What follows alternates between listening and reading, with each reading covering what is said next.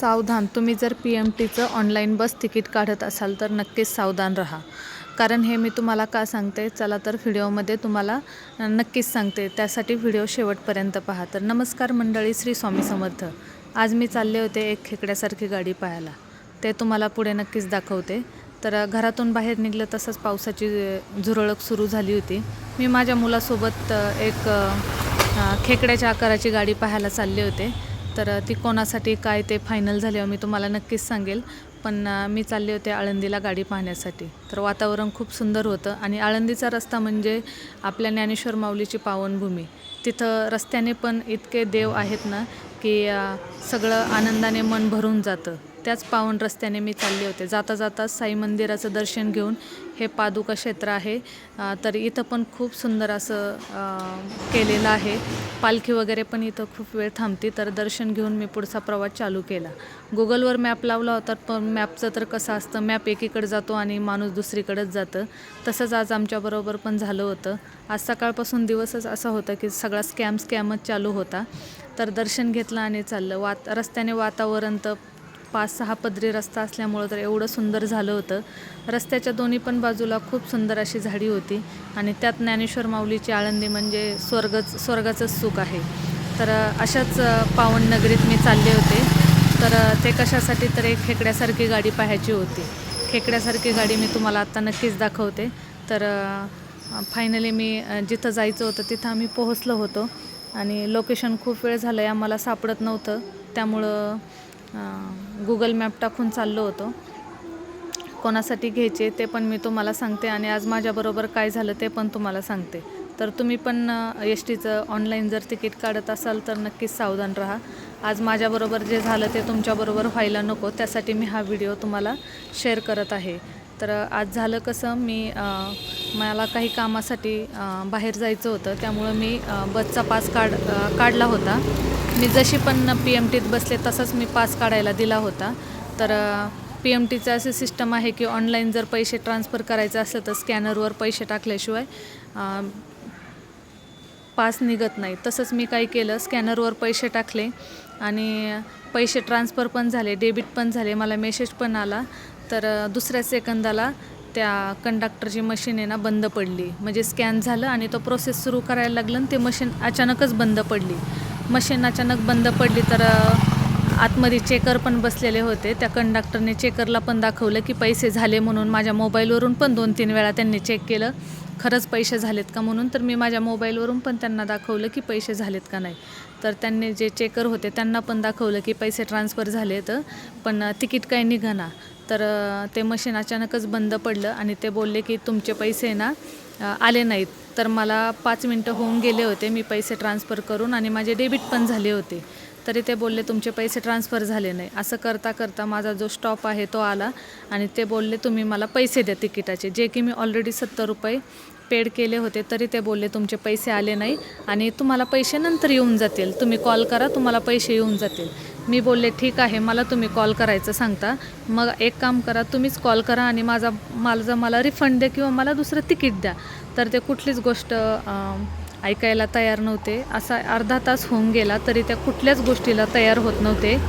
मला एक कळत नव्हतं, डेबिट झालेले पैसे जर परत येत असेल तर आत्तापर्यंत लोकांना पैसे ट्रान्सफर करून परत ते एका कॉलवर परत रिटर्न जर करता येत असे तर दुनियात किती पण फसवणूक झाली असती. तर मी त्यांना मेसेज दाखवला, मी त्यांना फोनपेची हिस्ट्री दाखवली, माझ्याकडून पैसे कट पण झालते, माझ्याकडून सगळे हिस्ट्रीत पण दिसत होते. तरी तो कंडक्टर काही ऐकायला तयार नव्हता. तो बोलला तुम्हाला पैसे रिटर्न येतील, तुम्ही कॉल करा. तर मी बोलले, मी भोसरीत गेले, मी गाडी बाजूला घ्यायला सांगितली. मी बोलले जोपर्यंत माझे पैसे येत नाही तोपर्यंत मी गाडी इथून जाऊ देणार नाही. तर भोसरीत पण 10 ते 15 मिनटं मी गाडी थांबवली. तर ते बोलले नाही तुम्ही उतरा, मला काही गरज नाही, मला काही घेणं देणं नाही, मी तुमचे पैसे देत नाही, तुमचे पैसे आम्हाला आले नाही. जे की मी त्यांच्याच ॲपवर म्हणजे त्यांच्या स्कॅनरवर टाकले होते, जे तिकीट काढताना स्कॅनर असतं त्यावरच पैसे टाकले होते, पण ते बिलकुल पण नाकबुलीला आले. बोलले तुमचे रिटर्न येतील. मी फक्त बोलले रिटर्न येतील ना, तुम्ही मला आत्ता पैसे माझे रिटर्न करून दाखवा, नाहीतर ही गाडी घेऊन नका जाऊ, नाहीतर मला 70चा पास द्या. तर ते कुठल्याच गोष्टीला सहमत होत नव्हते. शेवटी मला डेपोला गाडी न्यावं लागली. मी डेपोला गाडी नेली अर्धा ते 1 तास माझा याच चक्करमध्ये गेला. एवढी रिक्वेस्ट करून म्हटलं माझ्याकडे दुसरे पैसे पण नाही, मी 70चा पास काढण्यापुरते पैसे आणले होते, माझ्याकडे दुसरे पैसे नाही. पण ते कंडक्टर ड्रायव्हर बोलायचे, घ्या गाडी, तुम्हाला बसून राहायचं तर बसून राहा. इतकी उद्धट भाषा माझ्याशी करायला लागले ना. सर्व पॅसेंजर पण थांबले होते, भक्तिशक्तीची गाडी होती. मी त्यांचा व्हिडिओ पण काढलेला, पण मला कोणाच्या पोटावर पाय द्यायचा नाही आहे, त्यामुळं मी तो व्हिडिओ पण मी अपलोड करणार नाही किंवा काही नाही. शेवटी मी बस डेपोला गाडी नेली, तिथल्या त्यांच्या सिनियरला दाखवलं, तेव्हा त्या सिनियरने मला पैसे रिटर्न दिले. तर तुम्ही पण अशा प्रकारचं जर तिकीट काढत असाल तर नक्कीच सावधान राहा. कारण आहे ना, तुम्ही ऑनलाईन तिकीटपेक्षा तुम्ही कॅश द्यायला जास्त महत्त्व द्या. कारण आहे ना, हे लोक बोलून पण देत नाही. आज मी जास्त बोलले म्हणून मला पैसे भेटले. कदाचित माझ्या जागेवर जर दुसरं असतं तर त्यांनी बोलून पण दिलं नसतं. मलाच ते बोलून देत नव्हते. मी 1 तासभर त्यांची गाडी थांबून धरली होती. कारण आज आपल्याबरोबर केलं, हीच गोष्ट आपल्यासारख्या दुसऱ्या आपल्या बहिणीसोबत, आपल्या आईसोबत व्हायला नको म्हणून मी त्याविरुद्ध उभा राहिले. मला तुम्ही नक्कीच सांगा, हे मी चुकीचं केलं की बरोबर केलं? कारण आपण जर पैसे ट्रान्सफर केलेत, आणखीन पण पैसे आले नाही. मला बोलला की तो कंडक्टर बोलले की जर पैसे आले तर रिटर्न देताल का? मी त्यांना बोलले, माझं आधार कार्ड मी तुम्हाला देते, माझं पॅन कार्ड देते, माझा फोटो काढून द्या. मी जर तुमचे पैसे आले ना, मी दुसऱ्याच सेकंदाला तुमचे पैसे ट्रान्सफर करील. पण आणखीन पण मला 1 रुपया पण आला नाही. मी त्या कंडक्टरचा नंबर घेतला, मी ड्रायव्हरचा पण नंबर घेतला. जसे बी पैसे येतील मी तसे तुम्हाला ट्रान्सफर करील. पण तुम्ही लोकांसोबत असं करू नका म्हटलं. हा तुमचा मशीन प्रॉब्लेम आहे की तुमची मशीन बंद पडली. तुम्ही मशीन बंद पडली हे ते ॲग्री पण करत नव्हते. वरून मलाच सगळेजण बोलत होते. सगळे म्हणजे तो ड्रायव्हर तर बिचारा काही बोलला नाही, पण तो कंडक्टर मलाच बोलत होता, जे की त्याची मशीन एकदम अचानक बंद पडली. पण तो दोष सगळा मला देत होता. तर असं तुमच्यासोबत पण कधी होऊ नये, त्यासाठी ना तुम्ही कधी पण प्रवास करताना आहे ना, ऑनलाईन पैसे न करता तुम्ही कॅश ठेवत जा. कारण ऑनलाईनचा आहे ना, काहीच भरोसा नसतो. कधी कधी त्यांचे स्कॅन होत नाही, कधी कधी झालं तरी दाखवत नाही. बोलला माझ्या सिस्टमला दाखवत नाही. म्हटलं दाखवत नाही ते तुमचा प्रॉब्लेम ना. आणि मोबाईलमधून मला दाखवते की मोबाईलमध्ये असं दाखवतं. म्हटलं तुम्ही मशीनमध्ये दाखवा ना.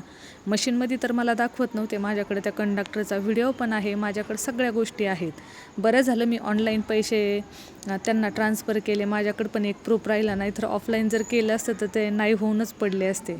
तर आज इतका डोक्याला शीण झाला ना, खूप जास्त. 1 ते 1.5 तास माझा गेला. मला ज्या ठिकाणी जायचं होतं तिथं माझी बस पण मिस झाली. आणि बस मिस होऊन पण डोक्याला सकाळी सकाळी एवढं हेडेक झालं ना की प्रमाणापेक्षा जास्त झालं, की इच्छा पण नाही राहिली की पुढं कामाला ज्या कामासाठी चालले होते ते काम करायची. तर असा होता आजचा दिवस. तर दिवसभर त्या कंडक्टरशी वाद झाल्यामुळं दिवसभर माझं डोकं दुखत होतं. मी सकाळपासून जेवण पण नव्हतं केलं. तर माझ्यासोबत जे झालं तुमच्यासोबत ते होऊ नये यासाठी मी हा व्हिडिओ शेअर केला. तर कसा वाटला मला व्हिडिओ नक्कीच सांगा. जर माझे व्हिडिओ आवडत असतील तर व्हिडिओला लाईक करा, छान कमेंट करा. नवीन असाल तर प्लीज आपल्या चॅनलला सबस्क्राईब करा. आणि या अगोदर पण मी व्हिडिओ अपलोड केले आहे, तर ते पण व्हिडिओ पाहायला विसरू नका.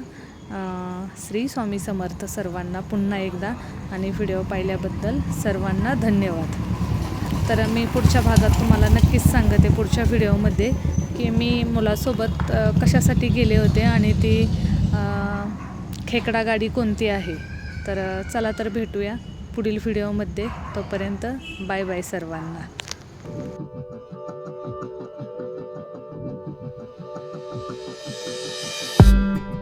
Did you wait too long? Tell him that you love him, but he's already gone, darling. Did you make 2 wrongs? Know that daddy never made